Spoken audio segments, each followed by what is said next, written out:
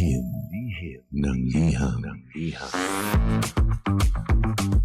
Ang pinakamakulit na girlfriend mo sa balat ng radyo. Isang magandang morning sa inyong lahat! Ako pa rin po nag-iisang girlfriend mo sa radio. My name is Lindsay. Makulit pero may puso, handang makinig sa mga kwento mo. Alam mo, feeling ko kailangan mo na siyang iwan kasi it doesn't make sense. Ang kwento sa lihim ng liham.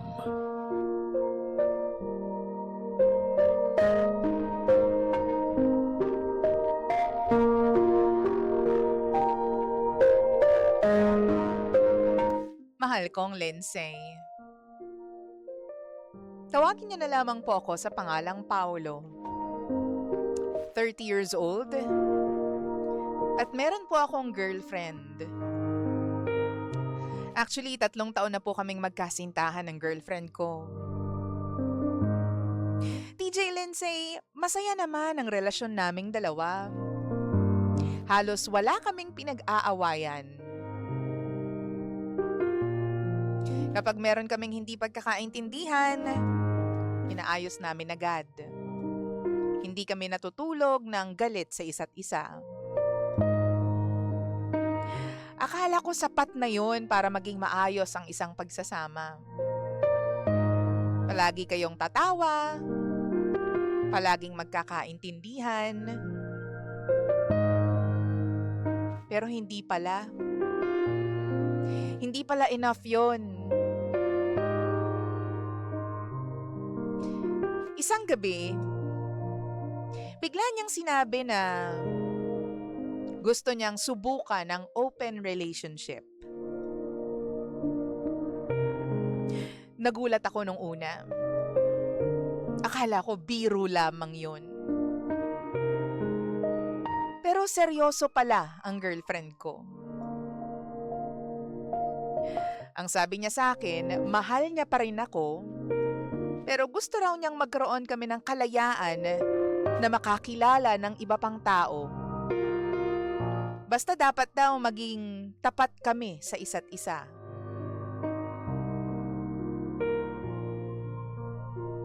Nung una tumanggi ako. Yun nga lang natakot ako na baka mawala siya sa akin kapag hindi ako pumayag sa gusto niya. Kaya kahit labag sa loob ko, pumayag ako. Pumayag akong makipagkilala pa siya sa ibang lalaki. Pumayag akong makipag-date siya sa ibang lalaki. Pumayag akong nakikipag-usap siya, nakikipag-video call, kahit nandun lang ako sa tabi niya. Pumayag ako sa lahat. Akala ko kaya kong tanggapin. Akala ko pareho kaming magiging okay. Pero habang tumatagal, unti-unti akong nauubos. DJ Lindsay, sa tuwing alam kong may kadate siya, hindi ako mapakali. Hindi po ako makatulog at hindi ako makakain ng maayos. Samantalang siya, mukhang masaya at mukhang kontento naman sa setup namin.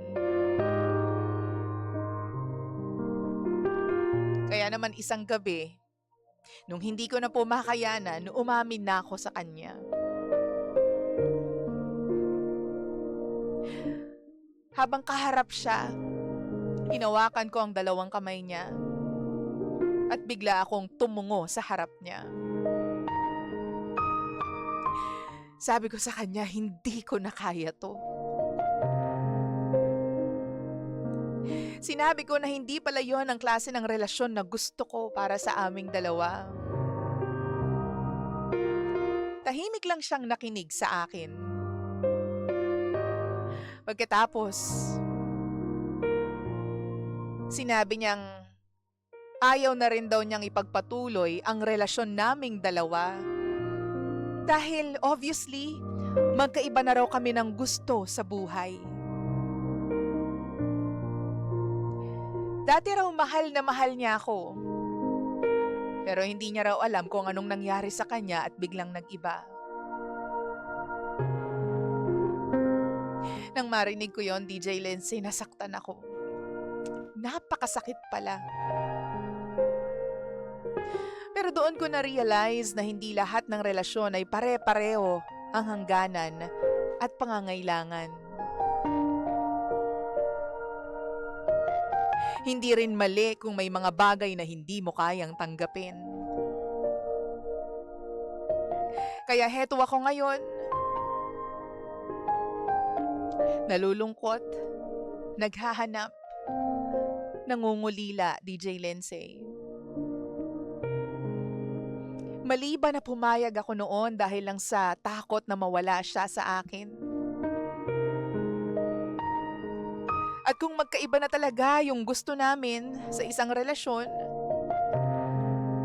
tama ba na bumitaw na lang kesa sa pilitin ng isang setup na hindi naman nagbibigay ng kapayapaan para sa akin?